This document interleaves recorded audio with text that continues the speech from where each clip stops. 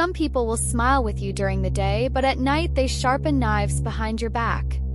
This is the kind of story that will make you think twice about the people you trust, even if they are your own family. It's about love, betrayal, and the quiet kind of revenge that doesn't shout but cuts deep. Once upon a time, in the busy city of Lagos, there lived a man called Okafo. He was a broke man who sold phone accessories beside the road. Every day, he would sit under a faded blue umbrella, arranging chargers, earpieces, memory cards, and phone cases on a small wooden table. His clothes always smelled of sweat and dust from the traffic that never stopped moving. He had a rough voice, the kind that could scare a timid customer into buying something they didn't even need. He would shout things like, "Charger way go last you for 5 years. Power bank way no day die." But most of the time, his profits were barely enough to keep the family fed. This man, Okafo, had a daughter named Serena. And though she loved her father, she was nothing like him in character or ambition. Serena was different. She was young, smart, and full of dreams that stretched beyond the noisy street where her father worked. Just 26, she was already a mother to a bright little boy named Jaden, a boy who could make anyone smile with his gap-toothed grin and endless questions about the world. Serena wanted more than survival. She wanted stability, a real home where Jaden could grow without hearing shouting matches every night. She wanted to stop worrying about whether there would be enough money for his school fees. When she heard about a big job opening at a famous company in Victoria Island, a job with good pay, health benefits, and opportunities for growth, she knew this was her chance. She applied quickly, sent in her well-prepared CV, and when the company invited her for an interview, she felt like she had just been handed a golden ticket. From that moment, her life became a routine of preparation. After putting Jaden to bed each night, she would sit at the dining table with her old laptop, practicing interview questions she had found online. She watched videos about body language, dressed in front of the mirror to see how her smile looked, and even recorded herself speaking so she could correct her tone. One Saturday, she took the little savings she had and went to a thrift market in Yaba. After searching for hours, she found a second-hand navy blue suit that fit her perfectly. It wasn't new, but it made her look professional and confident. She washed and ironed it until it looked brand new. Her father, Darvin, didn't pay much attention to her preparations. He was too busy playing cards with his friends or complaining about the state of the country. Her older brother, Malrich, noticed though, and not in a good way. 30, Malrich had no steady job, no savings, and no sense of urgency. He had a charm that could make strangers like him, but it was the kind of charm that evaporated when real work was needed. He spent most of his days hanging around street corners, laughing with friends, and telling stories that made him sound more important than he was. One evening, when Serena was ironing her suit in the small sitting room, Malrich had walked past and said, "Now you go get this job? You ain't never even fit handle small business before? I beg, no put your hopes too high." She had ignored him, focusing instead on pressing the sleeves perfectly flat. But deep inside, she felt the sting. She could see the jealousy hiding in his eyes. The day finally came. Serena woke up at 5 a.m., her heart pounding with a mix of excitement and nerves. The whole house was still asleep. She ironed her suit again, polished her black shoes, and packed her file carefully. She tiptoed into the small kitchen and prepared a quick breakfast for Jaden: bread, fried egg, and a cup of warm milk. She gently woke him up, kissed his forehead, and told him she would be back before evening. By 6:30 a.m., she was dressed and ready. She picked up her handbag and was about to step out when her father's voice stopped her. "Where you day go this early, dressed like say you day go meet governor?" he asked, his tone sharp. "I have an interview, Dad," she said, trying to sound cheerful. Malrich was sitting in the corner, tying his sneakers. He looked her up and down and smirked. "Interview? For that big company? You think say dem go employ you just like that? No be your type dem day look for." Serena ignored him and turned toward the door. But Darvin stepped in front of her, blocking the way. "You know you are selfish, Serena," he said slowly. "You never think about your brother. What about him? He needs a job too." Dad, I've been preparing for this interview for weeks. Malrich didn't even apply, she started to explain. Before she could finish, Malrich moved behind her and in one swift motion they pushed her into the small storeroom at the back of the house. She banged on the door immediately. Open this door. What's wrong with you? Darvin's voice came through the door. Stay there and think about your family for once. The Malrich is going for that interview. Her heart raced. She pounded on the wooden door until her hands hurt, but no one came. She heard her mother's worried voice in the background asking what was happening, but Darvin barked at her to stay out of it. Through the small, dusty window of the storeroom, Serena watched Malrich walk out wearing her suit jacket. He didn't even glance back. She sank to the floor, tears streaming down her face. She thought of Jaden, of all her late nights preparing, of how much she needed this job. And just like that, her chance was gone. 2 hours later, her younger cousin quietly unlocked the door. Ani, I'm sorry. Daddy said I shouldn't help you, but I couldn't watch you cry anymore. Serena grabbed her file and ran to the bus stop. She squeezed into a Danfo bus, her heart pounding with hope that maybe, just maybe, she could still make it in time. But when she arrived at the company's office, the receptionist shook her head. I'm sorry, Ma. We have finished the interviews. She stood there, clutching her file, feeling like the ground had fallen away beneath her. The fluorescent lights above seemed too bright, and the cold air of the reception felt like ice on her skin. When she got home, the sound of laughter met her at the door. Her father was holding a glass of gin, and Malrich was grinning proudly. He got the job, Darvin announced, as if it was the greatest news in the world. Serena didn't say a word. She walked past them into her room, locked the door, and sat on her bed. Her anger was not the loud, shouting kind. It was quiet, cold, and deep. She knew she couldn't change what had happened, but she could wait. And when the time came, she would make them regret it. This was the day Serena's heart stopped trusting her own blood. And it was the day she began to plan her quiet kind of justice. The morning after her father and brother had stolen her chance, Serena woke up feeling heavy. She lay in bed, staring at the ceiling. Every corner of the small room smelled faintly of the starch she had used to iron her suit. The suit now stretched across Malrich's broad shoulders. Her mother knocked gently on the door. Serena, food is ready, she said softly. I'm not hungry, Serena replied. She didn't want to face the living room, where Malrich would surely be grinning like a cat that had stolen a fish. Still, hunger won after a while, and she stepped out. Malrich was sitting on the couch, eating fried yam and egg. Darvin was talking loudly about how their family finally had a man in a real company. Serena sat down quietly, eating without looking at anyone. When Malrich left for his second day of work, Serena's eyes followed him. In her mind, she whispered, enjoy it while it lasts. Serena knew she couldn't take back the first job. But she could make sure Malrich didn't keep it for long. She had learned something important in life. People who cheat their way into something rarely have the discipline to keep it. So she began to follow him, not in an obvious way, but quietly like a shadow. On the third day of his job, she waited at a bus stop near his office.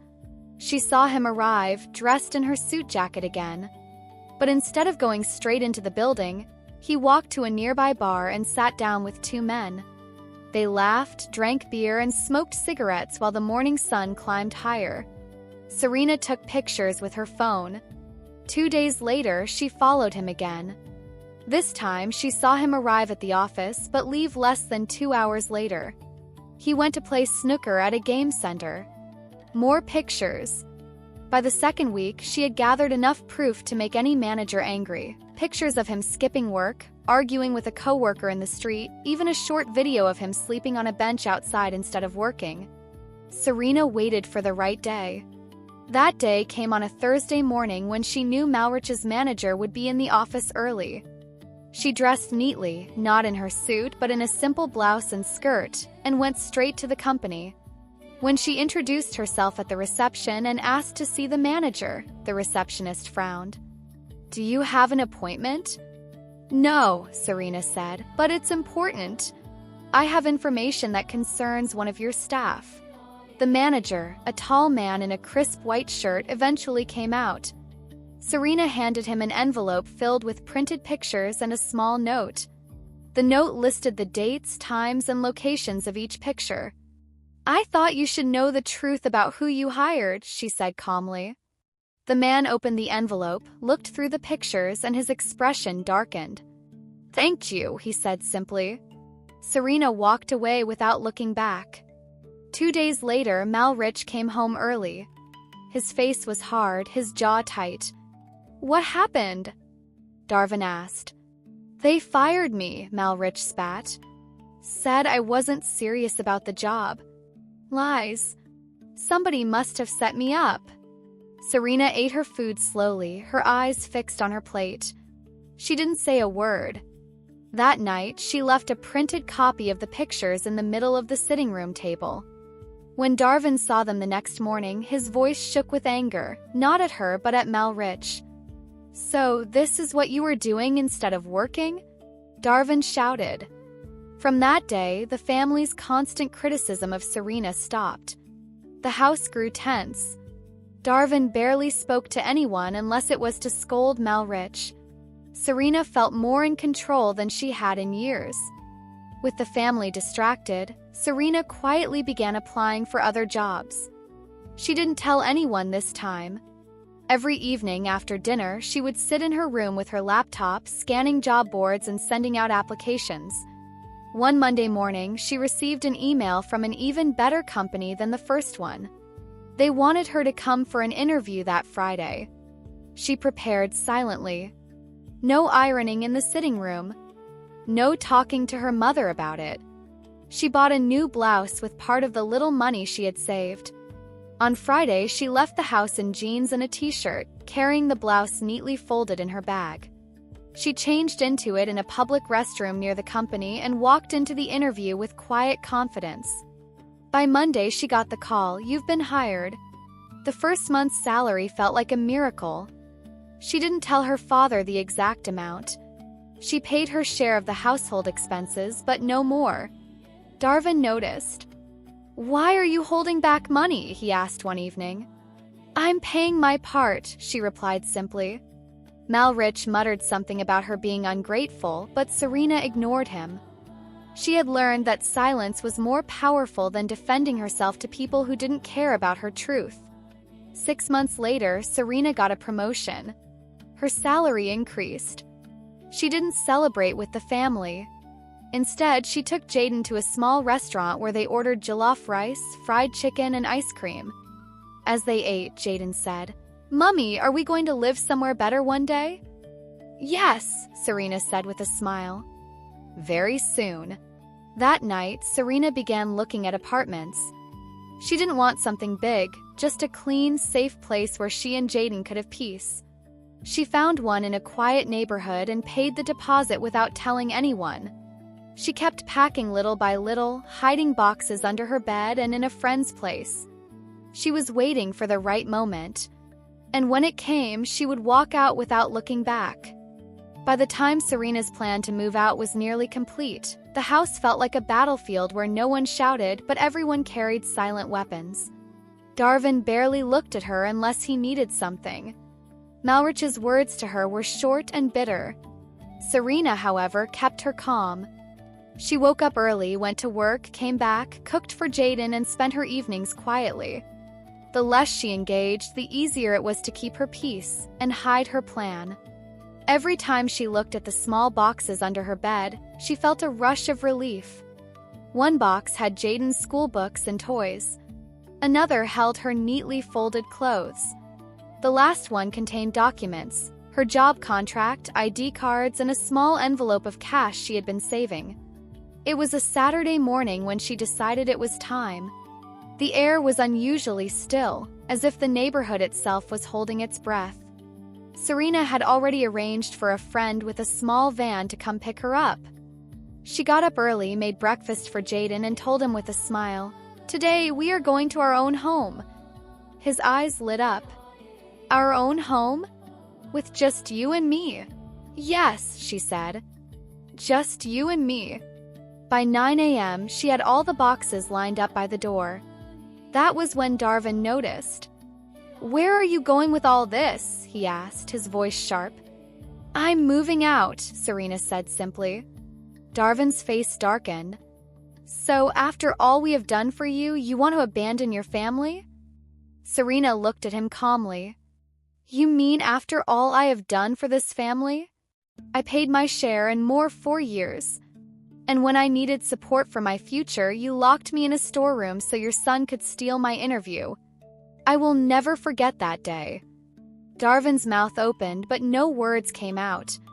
Malrich, who had been sitting in the corner scrolling through his phone, stood up. You think you're better than us now, right? Don't forget, the world is small.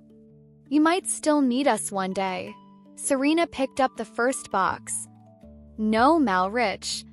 I won't. Not for anything. Her friend arrived, and together they loaded the boxes into the van. Neighbors peered out from their windows, curious. Serena didn't look back when she stepped into the van with Jaden. She could feel the weight of her father's stare, heavy and hot like the Lagos sun, but she refused to meet his eyes. As the van pulled away, Jaden rested his head on her shoulder. Mummy, are we safe now? Yes, Serena whispered. We are safe now. The new apartment wasn't huge, but it was perfect for them. It had cream-colored walls, clean tiled floors, and a balcony where Serena could stand in the evenings and watch the city lights. On their first night, Serena and Jaden sat on the floor, eating rice from plastic plates because the furniture hadn't arrived yet. But they were both smiling. This feels nice, Jaden said between mouthfuls. Yes, Serena replied. It feels like freedom. Days turned into weeks, and Serena noticed the difference in her own heart. She no longer had to worry about someone locking her away to steal her opportunity. She no longer had to walk on eggshells around her father's moods or Malrich's insults. She woke up every morning to the sound of her son's laughter instead of the sound of arguments. And each payday, she paid her rent, bought groceries, and saved a little more for the future. One evening, her phone rang. It was her mother. Serena, she said softly, I just wanted to hear your voice. The house is not the same without you. I'm fine, Mama, Serena said. She felt a small tug in her chest, but she knew she couldn't go back, not physically and not emotionally. On a quiet Sunday evening, Serena stood on her balcony watching the sun dip below the skyline. Jaden was inside drawing pictures of their new home.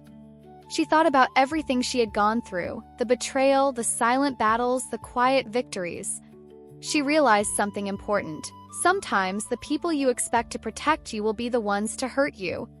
And sometimes the best way to love yourself is to walk away. Serena knelt beside Jaden as he colored in his drawing. Jaden, she said, do you know why we live here now? Because it's better, he guessed. Yes, she said. And because we don't stay in places where people don't treat us right, even if they are family. We work hard, we believe in ourselves, and we never let anyone take away our chance. Understand? Jaden nodded. Serena smiled. She knew he would remember that lesson for life. If someone treats you badly again and again, you have the right to walk away. Work hard, believe in yourself, and don't let anyone take your chance, no matter who they are. If you have not subscribed to my channel, you might not hear my voice again, but if you are, then you are growing every day. Check my page for more interesting stories. Thanks for watching.